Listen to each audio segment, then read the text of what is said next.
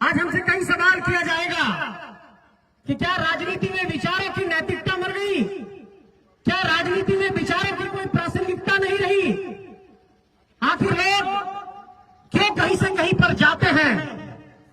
मैं ये सवाल आज इस मंच से कहना चाहता हूं कि विनोद बाबू ने कहा था कि पढ़ो और लड़ो, लेकिन विनोद बाबू ने यह नहीं कहा था कि पढ़ो और अराजक स्थिति उत्पन्न करो। इसलिए आज लड़ने के लिए आया हूं, आज से पार्टी का दामन थामा हूं।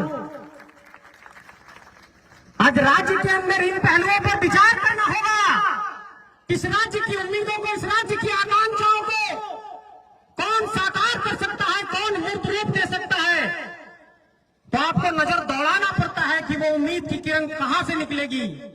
हम लोगों ने एक प्रयास किया था, हम लोगों ने खून पसीना बहाया था, हम लोगों ने प्रयास करके एक घराना सजाया था, एक घोंसला सजाया था।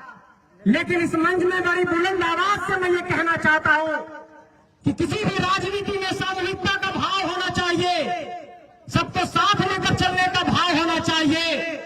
और केंद्रीय सभा में भटिंडा के वाटरफॉल में ये सजी हुई मंच इस बात की गवाही है कि पूरे झारखंड राज्य का प्रतिनिधित्व और उम्मीद इस मंच पर बैठा है।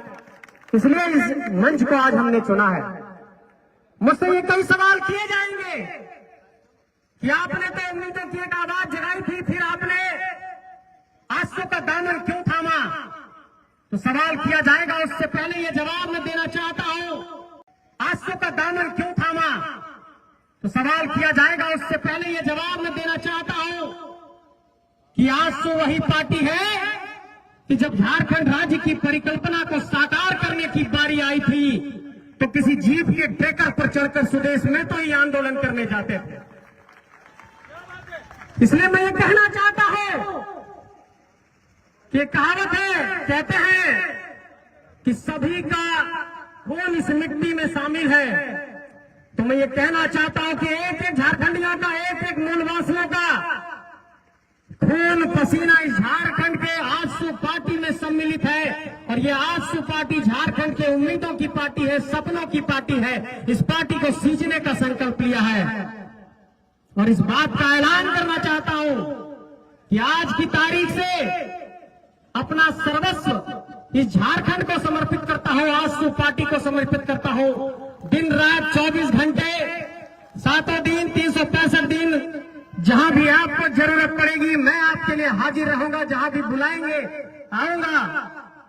और इस बात का ऐलान करना चाहता हूं कि मेरी प्रतिबद्धता अपने राज्य के लिए है, झारखंडी माटी के लिए है, इस बिरसा मुंडा की माटी के लिए है, विनोद बाबू की माटी के लिए है, निर्मल महतो की माटी के लिए है, तिलका मांझी के लिए है, नीलांबर पतांबर के लिए है, सिद्धो कानू के लिए है, शेख भिखारी के लिए है, नादिर अली के लिए है, जयमंगल पांडे के लिए है। मेरा ना कोई अब व्यक्तिगत लक्ष्य होगा, ना ही कोई व्यक्तिगत महत्वाकांक्षा होगी। अब सिर्फ एक ही महत्वाकांक्षा है कि झारखंड को सुंदर बनाना है, कि झारखंड के विस्थापितों की आवाज को बुलंद करना है। और इसी धनबाद में कुछ दिनों पहले गोलियों की आवाज सुनाई दी थी। इस धनबाद के भीतर हमेशा गोलियों की आवाज सुनाई देती है, लेकिन उन ताकतों को यहां से ऐलान करना चाहता हूं कि हमारी धरती पर, हमारे ही जमीन पर, हमारे ही घर के किनारे अपना घर बसा करके जो लोग यहां पर रंगदारी और माफियागिरी की जुर्रत दिखा रहे हैं, उसको आजसू पार्टी उसी के लहजे में आने वाले वक्त में जवाब देगा। इस बात का भी मैं ऐलान करना चाहता हूं।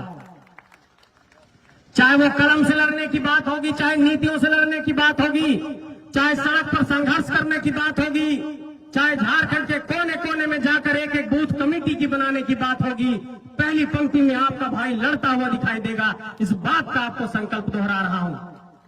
मैं ये कहना चाहता हूं आप सबसे कि एक निराशा का भाव आजसू पार्टी के कार्यकर्ताओं के अंदर अलग तरीके से भरा गया। लेकिन मैं ये कहना चाहता हूं साथियों कि आप अपने परिणाम का जब विश्लेषण करिएगा तो आपने जिन 10 सीटों पर लड़ाई लड़ी थी, उन 10 सीटों पर आपका प्रदर्शन काफी बेहतर रहा है। इसलिए इस बात की मैं वकालत करता हूं। अभी कह रहे थे केंद्रीय प्रवक्ता जी कि जितना खेती करेंगे विश्लेषण तो उतना ही का होगा।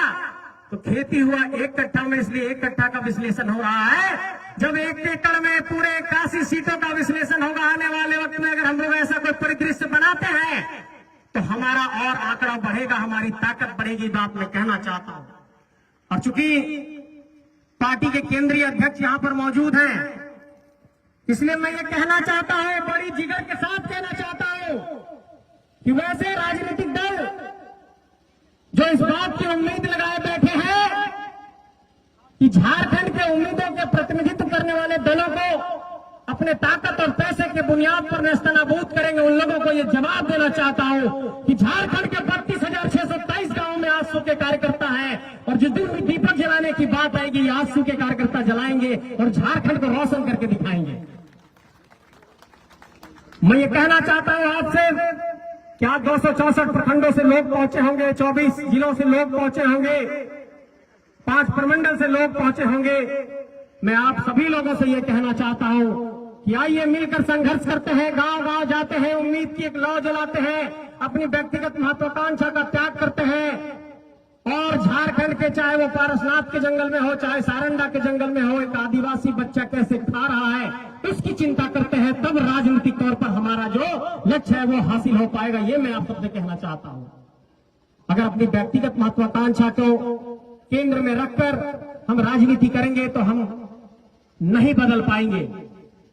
और आज इस मंच से, केंद्रीय सभा के मंच से मैं ये कहना चाहता हूं कि आने वाले जो विषय होंगे, चाहे वो झारखंड की स्थानीय नीति हो, चाहे वो झारखंड की नियोजन नीति हो, चाहे वो झारखंड की पुनर्वास नीति हो, चाहे वो झारखंड के नौजवानों के नियुक्ति का सवाल हो, चाहे वो झारखंड के अंदर खाली पड़े सरकारी पद हो, चाहे वो पेपर लीक का मसला हो, इन सभी सवालों पर झारखंड के एक एक के आजसू कार्यकर्ता सड़क से सदन तक संघर्ष करने के लिए तैयार रहेंगे। इस बात का मैं आप लोगों से वादा चाहता हूं, आप लोगों से भरोसा चाहता हूं।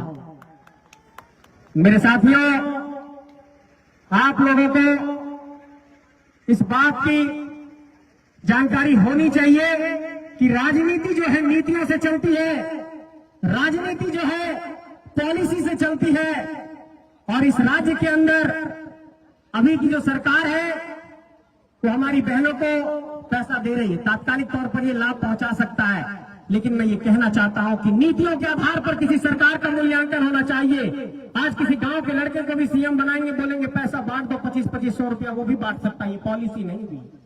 नीतियों के आधार पर किसी भी समाज का, किसी भी आम जनमानस के उम्मीदों को कैसे पूरा किया जा सकता है, इन सवालों पर सोचने की जरूरत है। इसलिए मैं बार बार कहता हूं कि नीतियों के आधार पर इस राज्य का समाधान हो सकता है, इस राज्य के उम्मीदों को पूरा किया जा सकता है। और इस बात को मैं स्वीकार करता हूं कि जो विजन, जो सोच आदरणीय सुदेश कुमार महतो जी में है वो अविरल है।